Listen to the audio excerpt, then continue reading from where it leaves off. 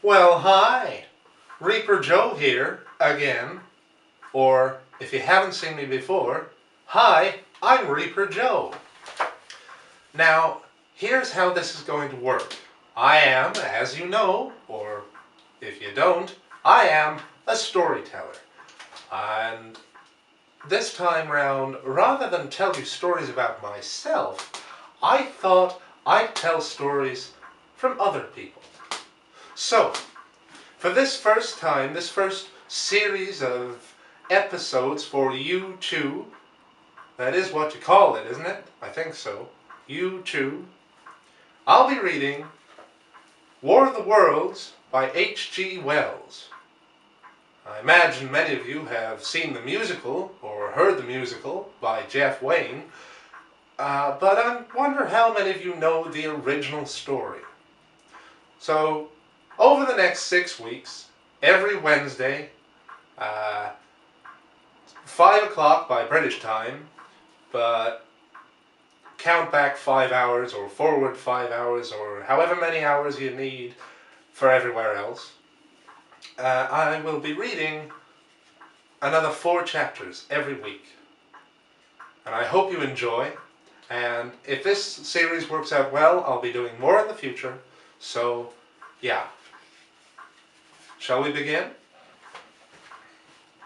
War of the Worlds, Book 1, The Coming of the Martians, Chapter 1, The Eve of the War. No one would have believed, in the last years of the 19th century, that human affairs were being watched keenly and closely by intelligences greater than man's and yet as mortal as his own. That as men busied themselves about their affairs, they were scrutinized and studied, perhaps almost as narrowly as a man with a microscope might scrutinize the transient creatures that swarm and multiply in a drop of water. With infinite complacency, men went to and fro over this globe about their little affairs, serene in their assurance of their empire over matter. It is possible that the infusoria under the microscope do the same. No one would have a thought to the older worlds of space as sources of human danger, or thought of them only to dismiss the idea of life upon them as impossible or improbable. It is curious to recall some of the mental habits of those departed days. At most, terrestrial men fancied there might be other men upon Mars, perhaps inferior to themselves and ready to welcome some missionary enterprise.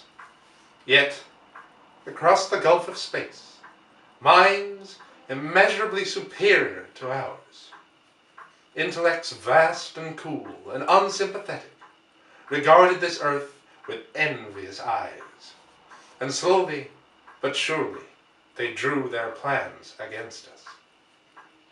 And early in the 20th century came the Great Disillusionment. The planet Mars, I scarcely need remind the reader, revolves around the Sun at a mean distance of 140 million miles, and the light and heat it receives from the Sun is barely half of that perceived by this world. It must be, if the nebular hypothesis has any truth, older than our world, and long before this Earth ceased to be molten, life upon its surface must have begun its course. The fact that it is scarcely 1/7 of the volume of the Earth must have accelerated its cooling to the temperature at which life could begin. It has air and water, and all that is necessary for the support of animated existence. Yet so vain is man, and so blinded by his vanity, that no writer up to the very end of the 19th century expressed any idea that intelligent life might have developed this far, or indeed at all, beyond its earthly level. Nor was it generally understood that since Mars is older than our Earth, with scarcely a quarter of the superficial area, and remoter from the Sun, it necessarily follows that it is not only more distant from life's beginning, but nearer to its end. The secular cooling that must someday overtake our planet has already gone far indeed with our neighbour. To physical condition is largely a mystery. But we know now that even in its equatorial region, the midday temperature barely approaches that of our coldest winter. Its air is much more attenuated than ours. Its oceans have shrunk until they cover but a third of its surface, and as its slow seasons change, huge snowcaps gather and melt about either pole, and periodically inundate its temperature zones. That last stage of exhaustion, which is, to us, still incredibly remote, has become a present-day problem for the inhabitants of Mars. The immediate pressure of necessity has brightened their intellects, enlarged their powers, and hardened their hearts. And looking across space, with instruments and intelligences such as we have scarcely dreamt of, they see at its nearest distance only 35 million of miles sunward of them a morning star of hope, our own warmer planet, green with vegetation and grey with water, with a cloudy atmosphere eloquent of fertility, with glimpses through its drifting cloud wisps of broad stretches of populous country and narrow, navy-crowded seas. And we men, the creatures who inhabit this earth, must be to them at least as alien and lowly as are the monkeys and lemurs to us. The intellectual side of man already admits that life is an incessant struggle for existence. And it would seem that this too is the belief of the minds upon Mars. Their world is far gone in its cooling, and this world is still crowded with life, but crowded only with what they regard as inferior animals. To carry warfare sunward is indeed their only escape from the destruction that generation after generation creeps upon them. And before we judge them too harshly, we must remember what ruthless and utter destruction our own species has wrought, not only upon animals, such as the vanished bison and the dodo, but upon its own inferior races. The Tasmanians, in spite of their human likeness, were entirely swept out of existence in a war of extermination waged by European immigrants in the space of 50 years.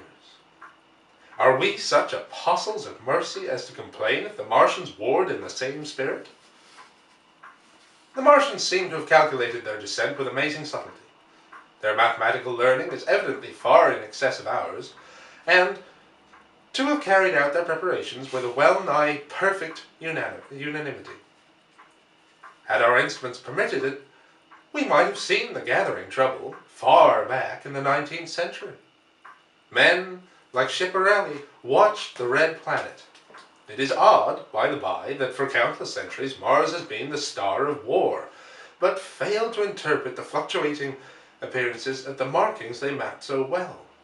All that time, the Martians must have been getting ready. During the opposition of 1894, a great light was seen on the illuminated part of the disk. First at the Lick Observatory, then by Paradine of Nika, and then by other observers. English readers heard of it first in the issue of Nature, dated August the 2nd. I am inclined to think that the appearance may have been the casting of the huge gun, the vast pit sunk into their planet, from which their shots were fired at us. Peculiar markings, as yet unexplained, were seen near the site of that outbreak during the next two oppositions. The storm burst upon us 6 years ago now. As Mars approached opposition, Lavelle of Java set the wires of the Astronomical Exchange palpitating with the amazing intelligence of a huge outbreak of incandescent gas upon the planet. It had occurred towards the midnight of the 12th, and the spectroscope, to which he had at once resorted, indicated a mass of flaming gas, chiefly hydrogen, moving with an enormous velocity towards this Earth. This jet of fire had become invisible about 12:15. He compared it to a colossal puff of flame, suddenly and violently squirted out the planet, as flaming gas rushes out of a gun. A singularly appropriate phrase it proved, yet the next day there was nothing of this in the papers, except a little note in the Daily Telegraph, and the world went in ignorance of one of the gravest dangers that ever threatened the human race. I might not have heard of the eruption at all, had I not met Ogilvy, the well-known astronomer. at Ottershore. He was immensely excited at the news, and in the excess of his feelings invited me up to take a turn with him that night in a scrutiny of the red planet. In spite of all that has happened since, I still remember that vigil very distinctly. The black and silent observatory, the shadowed lantern throwing a feeble glow upon the floor in the corner, the steady ticking of the clockwork at the telescope, the little slit in the roof, an oblong profundity with the stardust streaking across it. Ogilvy moved about, invisible but audible. Looking through the telescope, one saw a circle of deep blue, and the little round planet swimming in the field. It seemed such a little thing, so bright and small and still, faintly marked with transverse stripes, and slightly flattened from the perfect round. But so little it was, so silvery warm, a pin's head of light. It was as if it quivered a little. But really this was a telescope vibrating with the activity of the clockwork that kept the planet in view. As I watched, the little star seemed to grow larger and smaller, and to advance and recede. But that was simply that my mind was tired. 40 millions of miles it was from us.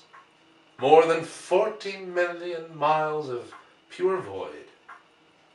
Few people realize the immensity of vacancy in which the dust of the material universe swims. Near it in the field, I remember, were 3 little points of light. 3 telescopic stars, infinitely remote, and all around it was the unfathomable darkness of empty space. You know how that blackness looks on a frosty starlit night. In a telescope, it seems far more profound, and invisible to me, because it was so remote and small, flying swiftly and steadily towards me across that incredible distance, drawing nearer every minute by so many thousands of miles, came the thing they were sending us, the thing that was to bring so much struggle and calamity and death to the earth. I never dreamt of it then as I watched. No one on earth dreamt of that unerring missile. That night, too, there was another jetting out of gas from the distant planet. I saw it, a reddish flash at the edge, the slightest projection of the outline, just as the chronometer struck midnight, and at that I told Ogilvy, and he took my place. The night was warm, and I was thirsty, and I went, stretching my legs clumsily, and feeling my way in the darkness to the little table where the siphon stood, while Ogilvy exclaimed at the streamer of gas that came out towards us. That night, another invisible missile started on its way to Earth from Mars, just a second or so under 24 hours after the first one. I remember how I sat on the table there in the blackness, with patches of green and crimson swimming before my eyes. I wished I had a little light to smoke by, little suspecting the meaning of the minute gleam I had seen, and all that it would presently bring me. Ogilvy watched till 1, and then gave it up, and we lit the lantern and walked over to his house. Down below in the darkness were Ottershore and curtesy, and all their hundreds of people sleeping in peace. He was full of speculation that night about the condition of Mars, and scoffed at the vulgar idea of its having inhabitants who were signaling us. His idea was that meteorites might be falling in a heavy shower upon the planet, or that a huge volcanic explosion was in process. He pointed out to me how unlikely it was that the organic evolution had taken the same direction in the 2 adjacent planets. The chances against anything man-like on Mars are 1,000,000 to 1, he said. Hundreds of observers saw the flame that night, and the night after, about midnight, and again the night after, and so for 10 nights aflame each night. Why the shots ceased after the 10th, no one on Earth has attempted to explain. It may be the gases of the firing caused the Martians inconvenience. Dense clouds of smoke or dust visible through a powerful telescope on Earth as little grey fluctuating patches spread throughout the clearness of the planet's atmosphere and obscured its more familiar features. Even the daily papers woke up to the disturbances at last, and popular notes appeared here, there, and everywhere concerning the volcanoes upon Mars. The serio-comic periodical Punch, I remember, made a happy use of it in the political cartoon. And, all unsuspected, those missiles the Martians had fired at us drew earthward, rushing now at a pace of many miles a second through the empty gulf of space, hour by hour and day by day, nearer and nearer. It seems to me now almost incredibly wonderful that, with that swift fate hanging over us, men could go about their petty concerns as they did. I remember how jubilant Markham was at the securing a new photograph of the planet for the illustrated paper he edited in those days. People in these latter times scarcely realize the abundance and enterprise of our 19th century papers. For my own part, I was much occupied in learning to ride the bicycle, and busy upon a series of papers discussing the probable developments of moral ideas as civilization progressed. One night, the first missile then could scarcely have been 10 million miles away, I went for a walk with my wife. It was starlight, and I explained the signs of the zodiac to her, and pointing out Mars, a bright dot of light creeping zenithward, towards which so many telescopes were pointed. It was a warm night. Coming home, a party of excursionists from Chertsey or Isleworth passed us singing and playing music. There were lights in the upper windows of the houses, and as the people went to bed. From the railway station in the distance came the sound of shunting trains, ringing and rumbling, softened almost into melody by the distance. My wife pointed out to me the brightness of the red, green, and yellow signal lights hanging in a framework against the sky. It seemed so safe and tranquil. Chapter 2. The Falling Star. Then came the night of the first falling star. It was seen early in the morning rushing over Winchester eastward, a line of flame high in the atmosphere. Hundreds must have seen it and taken it for an ordinary falling star. Albin described it as leaving a greenish streak behind it that glowed for some seconds. Denning, our greatest authority on meteorites, stated that the height of its first appearance was about 90 or 100 miles. It seemed to him that it fell to earth about 100 miles east of him. I was at home at that hour and writing in my study, and although my French windows faced outwards towards Ottershore, and the blind was up, for I loved in those days to look up at the night sky, I saw nothing of it. Yet this strangest of all things that ever came to earth from outer space must have fallen while I was sitting there, visible to me, had I only looked up as it passed. Some of those who saw its flight say it travelled with a hissing sound. I myself heard nothing of that. Many people in Berkshire, Surrey, and Middlesex must have seen the fall of it, and at most have thought that another meteorite had descended.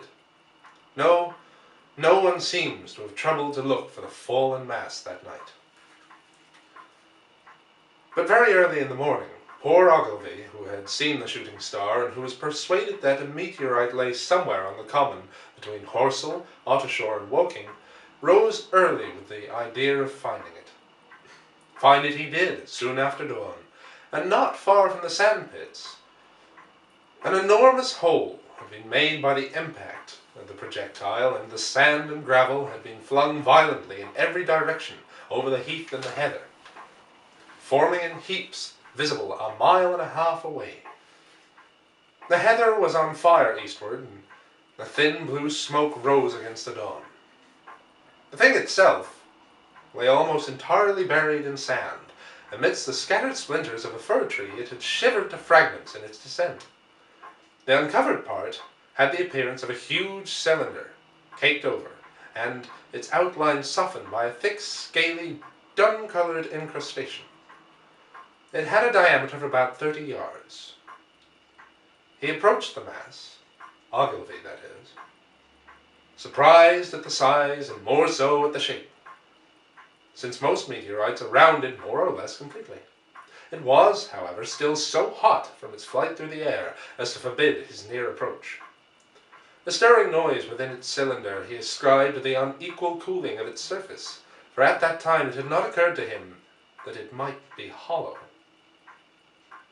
He remained standing at the edge of the pit, that the thing had made for itself, staring at its strange appearance, astonished chiefly at its unusual shape and colour, and dimly perceiving even then some evidence of design in its arrival. The early morning was wonderfully still, and the sun, just clearing the pine trees towards Weybridge, was already warm. He did not remember hearing any birds. The only sounds were the faint movements from within the cindery cylinder. He was all alone on the common. Then suddenly, he noticed with a start that some of the grey clinker, the ashy incrustation that covered the meteorite, was falling off the circular edge at the end. It was dropping off in flakes and raining down upon the sand. A large piece suddenly came off and fell with a sharp noise that brought his heart into his mouth. For a minute, he scarcely realized what this meant, and although the heat was excessive, he clambered down into the pit, close to the bulk, to see the thing more clearly. He fancied even then that the cooling of the body might account for this, but what disturbed that idea was the fact that the ash was falling only from the end of the cylinder. And then he perceived that, very slowly, the circular top of the cylinder was rotating its body. It was such a gradual movement that he discovered it only through noticing that a black mark that had been near him 5 minutes ago was now at the other side of the circumference. Even then he scarcely understood what it indicated, until he heard a muffled grating sound and saw the black mark jerk forward an inch or so. Then the thing came upon him in a flash. The cylinder was artificial, hollow, with an end that screwed out. Something within the cylinder was unscrewing the top. "Good heavens," said Ogilvy, "there's a man in it! Men in it, half roasted to death, trying to escape!" At once, with a quick mental leap, he linked the thing with the flash upon Mars. The thought of the confined creature was so dreadful to him that he forgot the heat, and went forward to the cylinder to help turn. But luckily, the dull radiation arrested him before he could burn his hands on the still glowing metal. At that, he stood irresolute for a moment, then turned, scrambling out of the pit, and set off, running wildly into Woking. The time then must have been somewhere about 6 o'clock. He met a waggoner and tried to make him understand, but the tale he told and his appearance were so wild, his hat had fallen off in the pit, that the man simply drove on.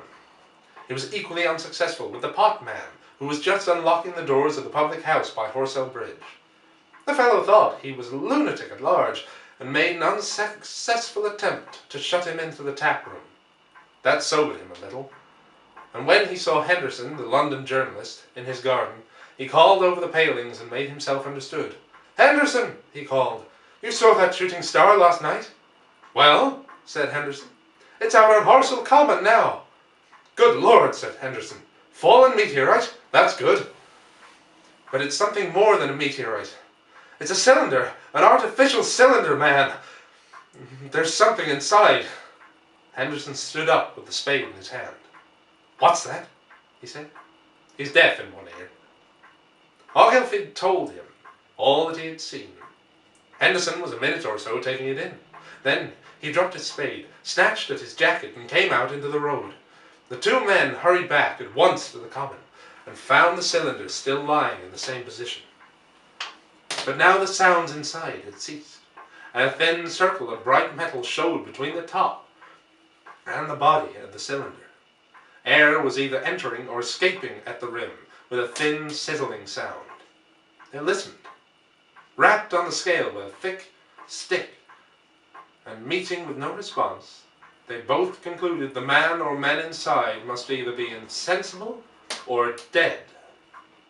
Of course, the two were quite unable to do anything. They shouted consolation and promises, and went off back to the town again to get help. One can imagine them, covered with sand, excited and disordered, running up the little street in the bright sunlight, just as the shop folks were taking down their shutters, and people were opening their bedroom windows. Henderson went into the railway station at once, in order to telegraph the news to London. The newspaper articles had prepared men's minds for the reception of the idea. By 8 o'clock, A number of boys and unemployed men had already started for the common to see the dead men from Mars. That was the form the story took. I heard of it first from my newspaper boy, about 9:15, when I went out to get my daily chronicle. I was naturally startled and lost no time in going out and across the Ottershore Bridge to the sand pits. Chapter 3. On Horsell Common. I found a little crowd of perhaps 20 people surrounding the huge hole in which the cylinder lay. I have already described the appearance of that colossal bulk, embedded in the ground. The turf and gravel about it seemed charred as if by a sudden explosion. No doubt its impact had caused a flash of fire. Henderson and Ogilvy were not there. I think they perceived that nothing was to be done for the present, and had gone away to breakfast at Henderson's house. There were 4 or 5 boys sitting on the edge of the pit, with their feet dangling and amusing themselves, until I stopped them, by throwing stones at the giant mass. After I had spoken to them about it, they began playing at tag in and out of the group of bystanders. Among these were a couple of cyclists, a jobbing gardener, I employed sometimes, a girl carrying a baby, Greg the butcher and his little boy, and 2 or 3 loafers and golf caddies who were accustomed to hang about the railway station. There was very little talking. Few of the common people in England had anything but the vaguest astronomical ideas in those days. Most of them were staring quietly at the big table end of the cylinder, which was still as Ogilvy and Henderson had left it. I fancy the popular expectation of a heap of charred corpses was disappointed at this inanimate bulk. Some went away while I was there, and other people came. I clambered into the pit and fancied I heard a faint movement under my feet.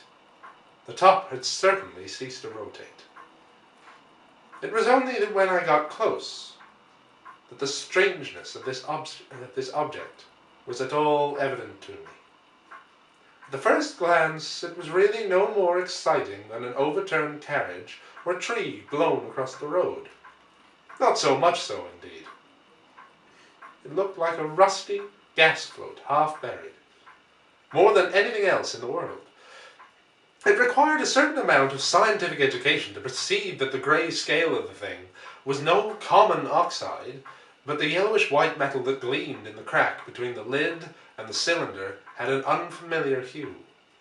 Extraterrestrial had no meaning for most of the onlookers. At that time it was quite clear in my own mind that the thing had come from the planet Mars, but I judged it improbable that it contained any living creature. I thought the unscrewing might be automatic. In spite of Ogilvy, I still believed that there were men in Mars. My mind ran fancifully on the possibility of its containing manuscript, on the difficulties in translation that might arise, whether we should find coins and models in it, and so forth. Yet it was a little too large for assurance of this idea.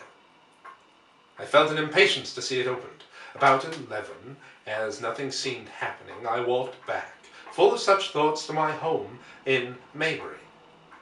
But I found it difficult to get to work upon my abstract investigations. In the afternoon, the appearance of the common had altered very much. The early editions of the evening papers had startled London with enormous headlines: "A message received from Mars," "Remarkable story from Woking," and so forth. In addition, Ogilvy's wire to the Astronomical Exchange had roused every observatory in the 3 kingdoms.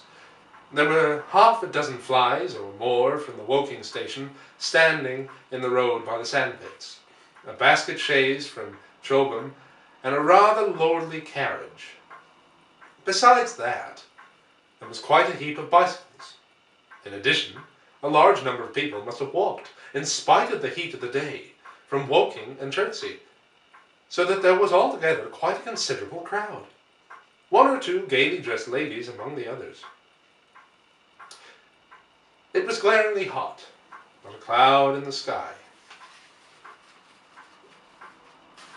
nor a breath of wind, and the only shadow was that of the few scattered pine trees. The burning heather had been extinguished, but the level ground towards Ottershore was blackened so far as one could see, and still giving off vertical streamers of smoke. An enterprising sweetstuff dealer in the Chobham Road had sent up his son with a barrow load of green apples and ginger beer. Going to the edge of the pit, I found it occupied by a group of about half a dozen men. Henderson, Ogilvy, and a tall, fair-haired man that I afterwards learned was Stent, the Astronomer Royal, with several workmen wielding spades and pickaxes. Stent was giving directions in a clear, high-pitched voice. He was standing on the cylinder, which was now evidently much cooler.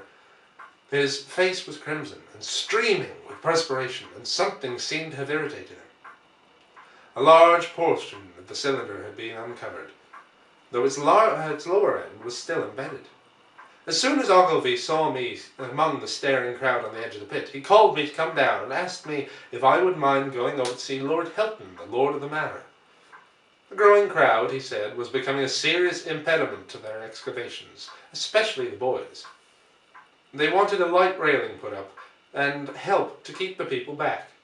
He told me that a faint stirring was occasionally still audible within the case, but that the workmen had failed to unscrew the top, as it afforded no grip to them.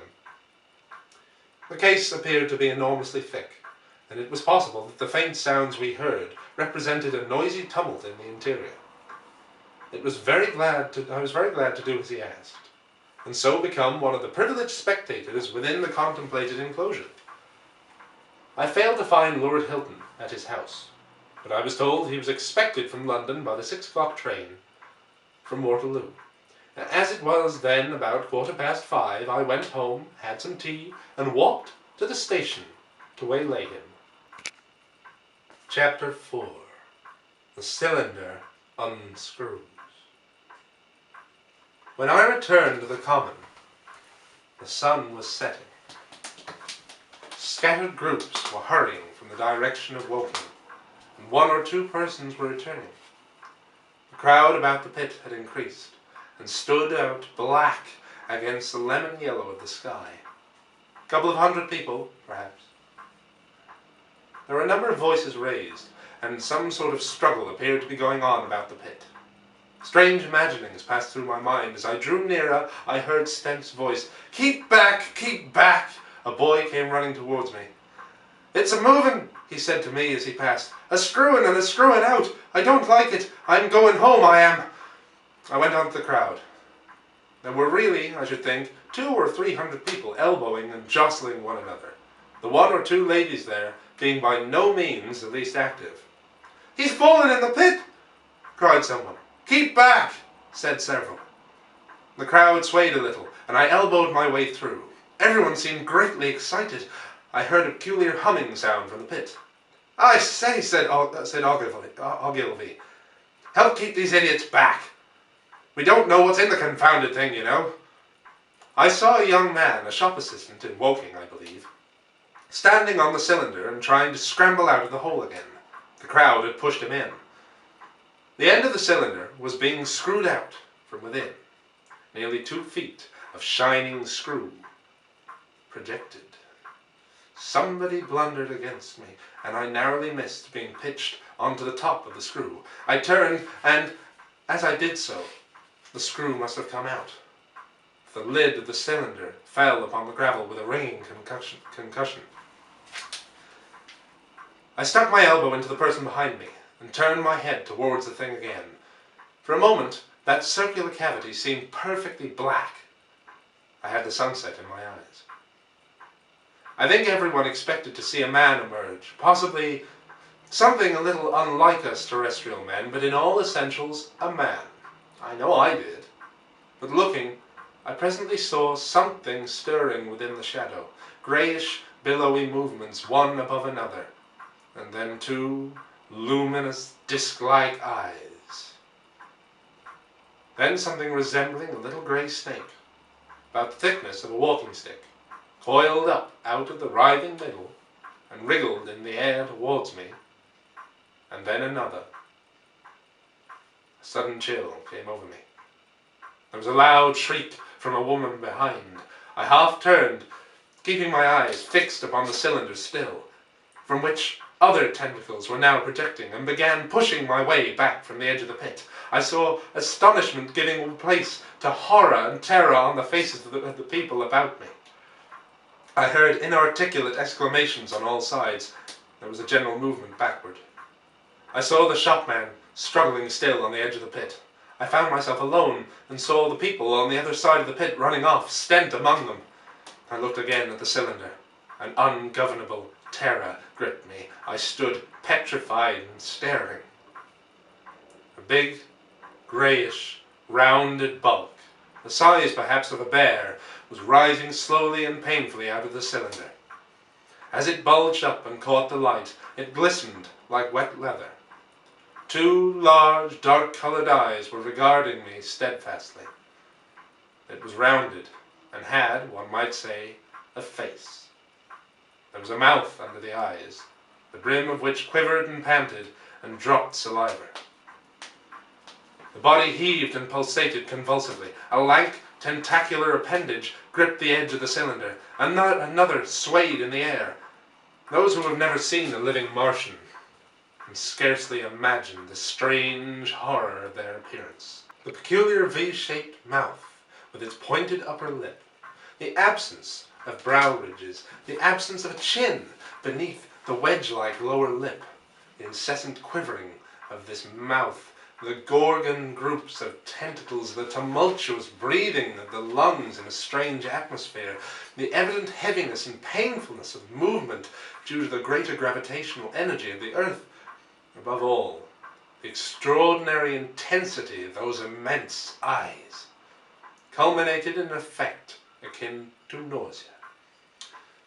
There was something fungoid in the oily brown skin, something in the clumsy deliberation of their tedious movements unspeakably terrible. Even at this first encounter, this first glimpse, I was overcome with disgust and dread. Suddenly, the monster vanished.